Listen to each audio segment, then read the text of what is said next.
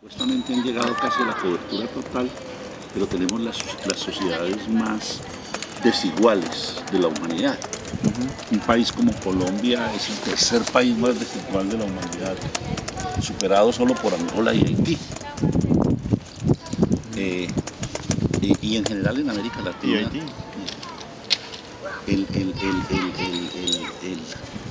Entonces nuestro sistema educativo ha terminado siendo un sistema simplemente para reproducir el proyecto, y un proyecto en el cual la sociedad no ha sido integrada, o ha sido integrada a un proyecto de sociedad que excluye, que segrega. La escuela no termina siendo una fuente de democracia, sino de producción de nuevas desigualdades. Por eso lo que se ha venido generando en América Latina son una serie de movimientos por construir una educación que sea capaz de manejar la tensión entre cómo formar ciudadanos del mundo, pero hijos de la aldea. Porque no se trata de un nacionalismo chato, ni se trata tampoco de generar unas dinámicas chauvinistas, sino desde nuestra identidad construir una educación que a la vez enfrente las desigualdades que se construyen, sin negar el acceso a lo universal y a la cultura universal. Por eso hoy es muy curioso, pero en Estados Unidos, en Alemania, en Europa, se estudia Paulo Freire. Y se estudia Paulo Freire como, algunos lo hablan como el cuarto paradigma pedagógico de la modernidad. Todos los Paulo Freire, que dijo que hubiera preferido actuar en vez de escribir. Es alucinante. Como el cuarto paradigma, me decía, perdón. El cuarto paradigma pedagógico de la humanidad, que es un paradigma latinoamericano, al lado del alemán, del francés y del sajón. Más hay unos textos muy bellos de autores de pedagogía crítica americana que dicen que Paulo Freire es quien le hizo el indulto a la política en educación y mostró toda la política que está contenida en los procesos educativos y escolares, y la manera como a través de eso se generan dinámicas que otra vez vuelven a producir los desequilibrios de la sociedad. Hay un ejemplo que le quiero dar, y eso es, estábamos trabajando con mi primo, que es profesor. Él ha trabajado tanto en colegios nacionales como en colegios privados. En los colegios nacionales él puede poner la nota que quiera, lógicamente. La mínima para desaprobar siempre es 10. La mínima para aprobar es 11. Pero en los colegios particulares sucede algo, que se les dice que la nota mínima aprobatoria es 14. Y sin embargo, los profesores entonces se ven impelidos a poner un 13, de repente un 12, o son llamados a decirles que no, que tienen que aprobar a los alumnos, aunque sea con 14. Entonces él se ha dado cuenta que en los colegios nacionales desaprueba más gente que en los colegios particulares, donde la gente paga, porque es ahí donde les exigen aprobar a los alumnos. Y aun cuando los desaprueben con un 12, simbólicamente aprueban, porque 12 es aprobado. Entonces yo quería preguntarle si en Colombia sucede algo parecido. Y ahí está.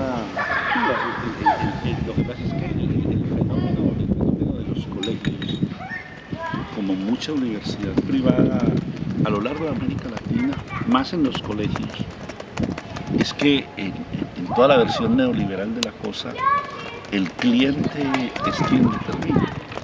Entonces, si vos no tratas bien al cliente, se te va. Entonces, en muchos lugares, por ejemplo, tú encuentras muchos profesores de colegios privados que son maltratados por los estudiantes, estableciéndose una diferencia de clase. No es una cosa generalizada, pero vos encontrás muchas historias de maestros que te cuentan las descalificaciones que hacen los estudiantes por el origen de clase al que pertenecen. Es decir, termina construyendo ciertas formas de colegio privado, porque uno no puede decir tampoco que todos, terminan reproduciendo la estratificación social y reorganizando una estratificación social de ganadores y perdedores, en donde se da y se generan dinámicas en las cuales el control es más el control de quienes tienen a sus hijos allí que de la misma política educativa y la generación de esos procesos, lo que da una forma muy particular de educación privada en nuestro país. No sé si se ha puesto a comparar el porcentaje de alumnos descalificados en colegios públicos y el porcentaje de alumnos descalificados en colegios privados. No. Voy a mirar. Porque eso es lo que estamos tratando de buscar aquí, ¿no? A partir de la propia experiencia de él, Sí. ¿no? Me dice, en verdad no puedo. Me lo piden, me lo exigen, etc. Por aquí tenía otro más. ¿Sí? Profe, ayer habló usted un poquito sobre la liberación del placer, una cosa nueva que como educador, algo así. ¿Qué? ¿La liberación del placer? No, lo que pasa es que en la organización, en la organización de los nuevos fenómenos tecnológicos, estamos viviendo un cambio de época. Ese cambio de época se soporta sobre 6 procesos: procesos del conocimiento, procesos de la tecnología, procesos de la información, procesos de la comunicación, nuevos lenguajes y la innovación. Esos 6 procesos tienen como tecnología blanda fundamental la investigación. Pero ahí lo que está sucediendo no es solo un cambio productivo, estamos frente a un cambio cultural, a unas transformaciones culturales. Y uno de los lugares donde eso se hace más visible es la corporeidad de los jóvenes de hoy. ¿La corporeidad? Sí, de los jóvenes de hoy. El cuerpo de los jóvenes de hoy es un lugar donde eso se hace muy explícito. Lo que sería la transformación cultural debida de esos cambios. Por ejemplo, tú lo ves en la adaptación a los aparatos. Se dice que ellos vienen con el chip incorporado, dice Rocío Rueda, una investigadora colombiana. Y venir con el chip incorporado es que tú compras un aparato y tú te tienes, los que somos migrantes digitales, nos tenemos que leer el manual. Ellos que son nativos digitales cogen el bendito aparato y sin leer el manual se aprenden todo. Y nosotros que después de varias horas nos leemos el manual, aprendimos 2 o 3 soluciones. Entonces eso comienza a ser estudiado y entonces está frente, a eso le han colocado un nombre a algunos autores, y es que estamos frente a unas transformaciones sociometabólicas profundas. ¿Por qué? Porque hay una reorganización cultural que se da en esos elementos. Por ejemplo, el tiempo que están pasando frente a una pantalla. Se calcula que un niño joven entre 8 y 16 años en América Latina, decían los investigadores mexicanos, está pasando entre 1,5 y 2 veces más frente a una pantalla que tiempo real escolar. Pantalla de cualquier tipo, televisión, computadora. Pasa más tiempo en la pantalla que sí, en en el tiempo escolar efectivo de la escuela. 1 hora y media más o menos más. Sí. Y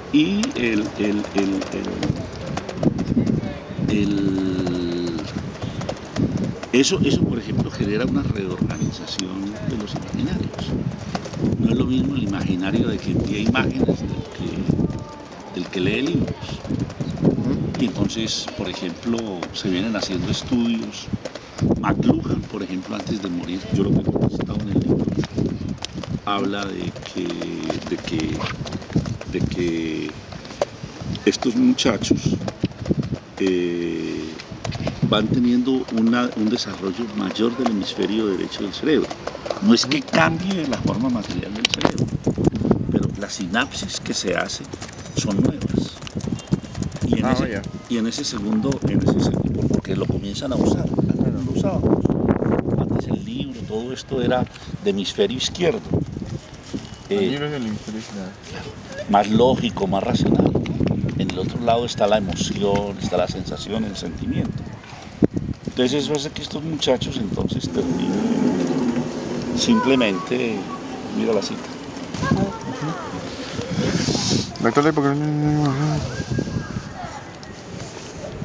El predominio del hemisferio izquierdo, ¿no? La primera amenaza. En 2500 años.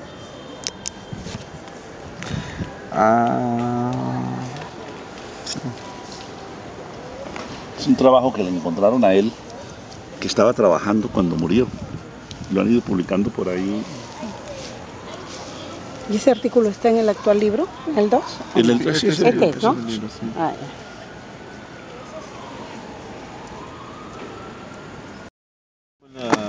Frente al televisor embrutece, pero de cierta manera. No desarrolla otra cosa. Claro. No es que embrutezca. Embrutece son los contenidos que hay ahí y la tontería que colocan ahí. Pero hay con proyecto, claro. Entonces, y ahí vamos entonces a lo que tú preguntabas. Una persona que ve imágenes agudiza y tiene un desarrollo más de esa función de emoción, más todo esto. Entonces aparece toda una nueva regulación moral. Mientras en el pasado, que es básicamente, si un niño nace, desde que nace está viendo imágenes y ve lo que quiere ver, realmente aparece una liberación de los instintos. Y esa liberación de los instintos reorganiza el deseo. Y reorganiza el deseo en nuevos escenarios. Por ejemplo, lo que pudiera ser el sexo virtual hoy en día, que es unos instintos trabajados de otra manera, unos deseos trabajados de otra manera. Y eso significa, por ejemplo, todo el modelo capitalista anterior estaba fundada sobre la ética religiosa puritana. Una moral, más que ética, una moral religiosa puritana. Y su fundamento era la represión sexual. Ahora se produce una liberación de los instintos y desatrapa la represión sexual. Y al soltarla va a significar una relación mucho más fresca con el deseo. Una cosa es que eso es que tiene que ver con lo que tontería que están planteando hoy la psicóloga aquí. Esas familias terminan siendo muy represivas. Y entonces entra en crisis toda esa moral sexual represiva y una moral religiosa construida sobre ese tipo de cosas, sobre el control. Entonces se generan otras cosas. Entonces esto, en alguna medida, claro, el capitalismo también lo sabe utilizar. Entonces el capitalismo lo vuelve mercancía. Entonces, es una maravilla socialmente que el deseo sea reorganizador de la sociedad y que sea una nueva manera de desear, sean más deseantes, pero el capitalismo inmediatamente vuelve eso mercancía. Entonces lo vuelve mercancía a través de cantidad de cosas que tú ves, de videos, de la misma manera como tú vas encontrando que los chicos, por la facilidad y todo esto, fácilmente entran en circuitos de trata de blancas, de prepagos, de conseguir a punto en una forma de prostitución velada, relaciones para poder tener todos los instrumentos y todos los aderezos que coloca una sociedad como esta. Pero yo creo que hay mucha confusión porque estamos confundiendo las consecuencias con la nueva realidad. La nueva realidad son muchachos y muchachas más deseantes que requieren ser trabajados y educados de otra manera. El hecho de que el capitalismo nos coja, tal vez el problema mayor es de los padres y de los formadores y de una educación internacional que ha sido capaz de trabajar esos elementos nuevos, porque imagínate nosotros que éramos castrados frente al deseo, ahora nos aparece una generación deseante ¿Y nosotros qué hacemos con ellos? No sabemos qué hacer con ellos, ni cómo tratarlos. Y ahora nos toca, yo les decía ayer a estos niños, es maravilloso, estos muchachos tienen hiperdesarrollado el deseo, que es una maravilla, porque es un ser humano mucho más integral, y nos toca formarlo a nosotros, que nos castraron el deseo.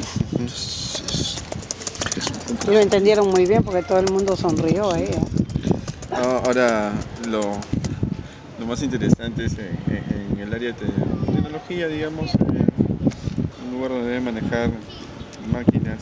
Me lo cuenta siempre mi primo, dice, yo no tengo un iPod, me dice, ¿no? No sé qué, apenas estoy entrando al Facebook, ¿no? Y los muchachos están en el Twitter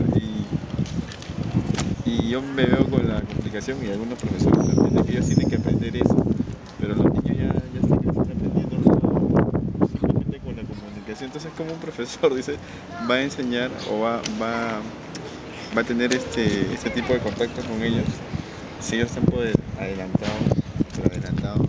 Y además, profesor, cuando uno va a la escuela, al aula, o sea, tú puedes haber recibido la charla, la capacitación y todo, pero la aplicación es todo un proceso, porque a la larga uno vuelve a las cosas ya aprendidas y tradicionales en el aula. O sea, nos cuesta mucho hasta poderlo entender, comprender, hacerlo nuestro y empezar a aplicarlo, es todo. Pero las ideas, llevarlas a lo concreto, ¿no? A la aplicación, eso es algo difícil.